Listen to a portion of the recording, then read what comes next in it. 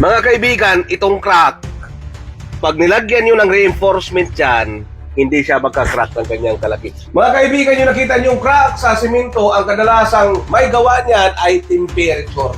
Pangalawa po ay ang shrinkage. Shrinkage, pag binuhos mo yung konkrito, habang natutuyo siya, nawawala yung tubig, lumiliit yung konkrito. Pangatlo, vibration. Mga kaibigan, itong crack, pag nilagyan nyo ng reinforcement dyan, hindi siya magka-crack ng kanyang kalaki. Maaaring mag-crack siya ng konti, pero ang mangyayaring crack ay hairline crack or gamuhok na crack dahil hindi niya kayang putulin yung bakal. Bago siya maghiwalay ng malaki, kailangan niya munang putulin yung bakal. So hindi niya kayang putulin, so hindi siya magka-crack. Ngayon, paano naman itong isang crack na to? Pag ganon, ayan po ang dahilan kung bakit ang ating mga bakal ay mayroong ganyan na bakal. Dalawang direksyon po kasi para yung paganyan na crack at saka paganyan na crack kayang suportahan ng bakal. Mga kaibigan, yung nakita nyo yung crack sa simento, ang kadalasang may gawa niyan ay temperature. Pag umiinit ang konkrito, lumalaki siya at pag lumamig, lumiliit. Yung paglaki at pagliit niya, minsan nagpupos ng cracking. Pangalawa po ay ang shrinkage. Shrinkage, pag binuhos mo yung konkrito, habang natutuyo siya, nawawala yung tubig, lumiliit yung konkrito. Yung pagliit niya na yan, nagkakaroon din po ng crack. Pangatlo, vibration.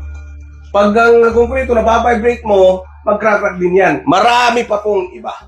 Kaya pag narinig nyo yung temperature bar, yun lang po yun. Yung bakal na yun, inilagay para hindi mag-crack dahil sa temperature. Pag narinig nyo yung shrinkage bar, yun lang din po yun. Yung bakal na yun, inilagay para hindi mag-crack dahil sa shrinkage.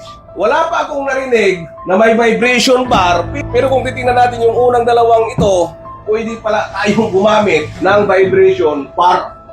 Yung pang pipigil na mag-crack ang konkrito dahil sa vibration. Mga kaibigan, tatatlo ang sinabi ko, no? Pero ang bar na pinag-uusapan natin, iisa lang. Yung temperature bar, yung shrinkage bar, or kung gagamit tayo ng vibration bar, iisa lang po ang bar na yan ang pagkakalagay. Walang pinagkaiba. So ang ibig kong sabihin, kung mag-iimbento tayo ng salita, ang dapat na tawag sa reinforcement ngayon ay crack bar or anti-crack bar. Kasi lahat ito, temperature bar, shrinkage bar, sabihin natin vibration bar, inilagay talaga yan para sa cracking.